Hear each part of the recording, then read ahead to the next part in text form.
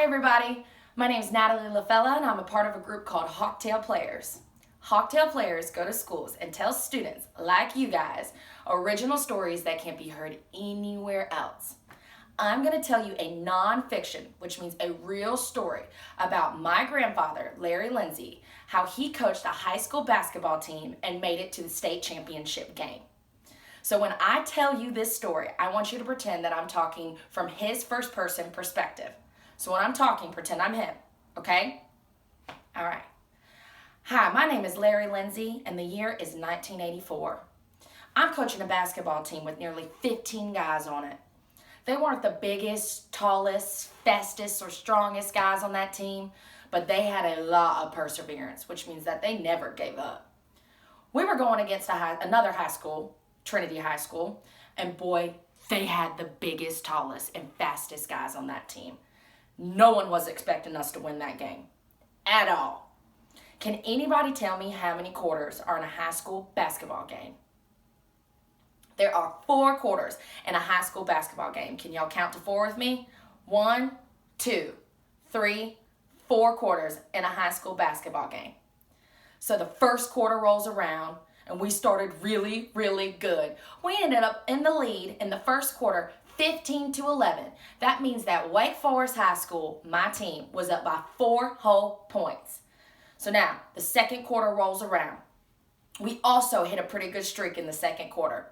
We only ended up in the lead in the second quarter by only 1 point though.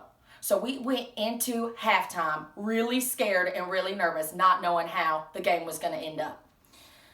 So halftime starts. The cheerleaders are storming the court with their loud chants, peppy attitudes, and pom-poms. They're cheering things like, "Wake Forest Cougars, let's go."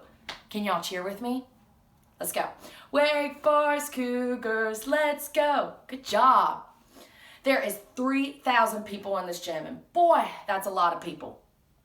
Everybody is hooting and hollering and screaming and shouting at the top of their lungs. Now, there's only 2 more quarters left in the game. So the third quarter starts, and we're getting really, really, really scared. We ended up in the lead after the third quarter by 46-40, which means that Wake Forest was winning by 6 whole points. We were up a pretty good bit. Unfortunately, the fourth quarter rolls around, and we didn't start pretty good. I was trying to tell my boys on my team plays. They couldn't hear over the 3,000 people in this gym. They were trying their best to listen, but it was so hard not to get so distracted. So the fourth quarter is starting. The score ends up 60-59, and there's only a few seconds left in this game. We see the clock ticking. It's going down and down and down. Trinity ends up winning the game by 1 point. Only 1 point. We were so upset. The boys on my bench had their heads hanging very low. Trinity's team and cheerleaders are chanting and hooting and hollering until we see the referee call a foul on one of Trinity's players. Does anybody know what a foul means? So a foul means that Wake Forest, my team, will get 2 free shots to walk up to the foul line and shoot a ball, even though there's no time left on the clock.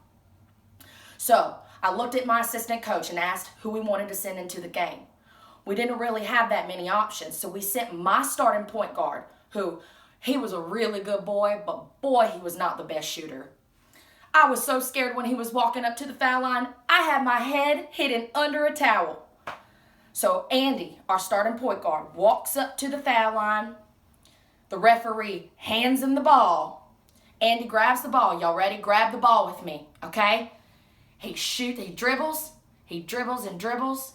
He looks up. All right, you ready? You got to shoot with me. And he shoots the ball, and he makes it. And everybody is going absolutely nuts. But Andy's got 1 more shot to make. So because Andy shot that 1 shot, that means that we're tied 60-60. So if Andy makes this 1 more shot, we will win the game by 1 point, Wake Forest. So the referee hands him the ball again. All right, you ready, guys? Andy grabs the ball. He dribbles the ball, brings it up, shoots it again, and he makes it, winning the game. Wake Forest, my team, ended up winning the game in overtime because of a foul shot. We were so excited. Everybody is screaming and shouting. The cheerleaders are chanting, Wake Forest Cougars, let's go. And even though that my team wasn't the biggest, tallest, fastest, or strongest, because of our perseverance and our will to win, we won the game, which led us to the state championship. What did you guys learn from this story today?